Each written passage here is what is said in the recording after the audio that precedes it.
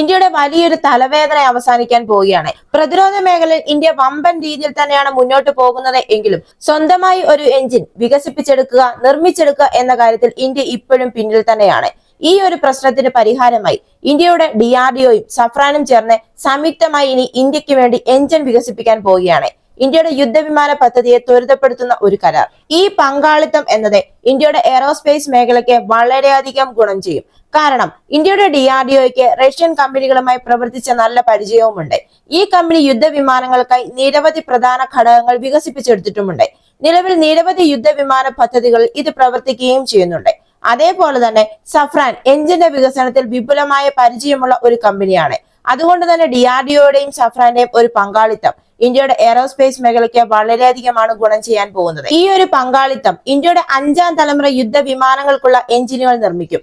അതേപോലെ തന്നെ റാഫേലിനായി എഞ്ചിനുകൾ വികസിപ്പിക്കുന്നതിനെ കുറിച്ചും ചർച്ചയുണ്ട്.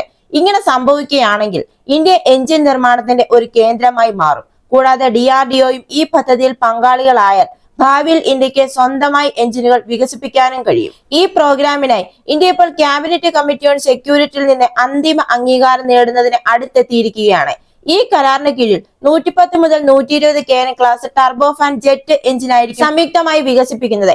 ഇത് ഇന്ത്യയുടെ 5ാം തലമുറ യുദ്ധവിമാനമായ AMCA അഥവാ അഡ്വാൻസ്ഡ് മീഡിയം കോമ്പാക്ട് എയർക്രാഫ്റ്റിനെ ശക്തി പകരും. ഈ നീക്കം ഇന്ത്യയെ പതിറ്റാണ്ടുകളായി വിദേശ ജെറ്റ് എഞ്ചിനുകളെ ആശ്രയിക്കുന്നതിൽ നിന്ന് നിർണായകമായി മോചിപ്പിക്കുകയും ചെയ്യും. എന്നാൽ ഈ കരാറിന് ഏകദേശം $7 ബില്യൺ വില വരുന്നത്. എന്നാൽ ഇത് വെറുമൊരു വാങ്ങൽ കരാറല്ല, പൂർണ്ണമായും പുതിയൊരു എഞ്ചിൻ വികസിപ്പിക്കുന്നത് ഉൾപ്പെടുന്ന തന്ത്രപരമായ ഒരു പങ്കാളിത്തമാണ്. സഫ്രാനും DRDOയുടെ ഗ്യാസ് ടർബൈൻ റിസർച്ച് എസ്റ്റാബ്ലിഷ്മെന്റും ഈ പരിപാടിയിൽ ഒരുമിച്ചായിരിക്കും പ്രവർത്തിക്കുക.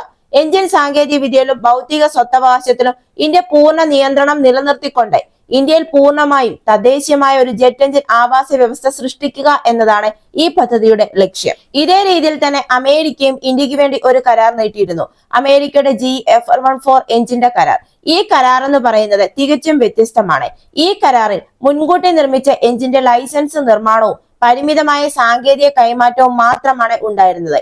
അതേസമയം ഇപ്പോഴത്തെ DRDOയും സഫ്രാനും തമ്മിലുള്ള ഈ പങ്കാളിത്തത്തിൽ ഇന്ത്യയുടെ ആവശ്യങ്ങൾക്ക് അനുയോജ്യമായ രീതിയിൽ എഞ്ചിൻ ആദ്യം മുതൽ രൂപകൽപ്പന ചെയ്യും. ഇതുകൂടാതെ ഇന്ത്യയുടെ 5ാം തലമുറ യുദ്ധവിമാനത്തിന്റെ ആവശ്യകതകൾ നിറവേറ്റുന്നതിനായി ഈ എഞ്ചിൻ പ്രത്യേകം രൂപകൽപ്പന ചെയ്തു. സ്റ്റെൽത്ത് ഫ്രണ്ട്ലി ഡിസൈൻ, ഉയർന്ന ത്രസ്റ്റ് ടു വെയിറ്റ് അനുപാതം, സൂപ്പർ ക്രൂയിസ് ശേഷി, ആധുനിക തെർമൽ മെറ്റീരിയൽ സാങ്കേതിക വിദ്യകൾ തുടങ്ങിയ നൂതന സവിശേഷതകളും ഇതിൽ ഉൾപ്പെടുത്തും. പറഞ്ഞതുപോലെ തന്നെ ഈ കരാറിന്റെ ഏറ്റവും പ്രധാന സവിശേഷത എന്നത് 100% ട്രാൻസ്ഫർ ഓഫ് ടെക്നോളജി അഥവാ സാങ്കേതിക കൈമാറ്റം തന്നെയാണ്.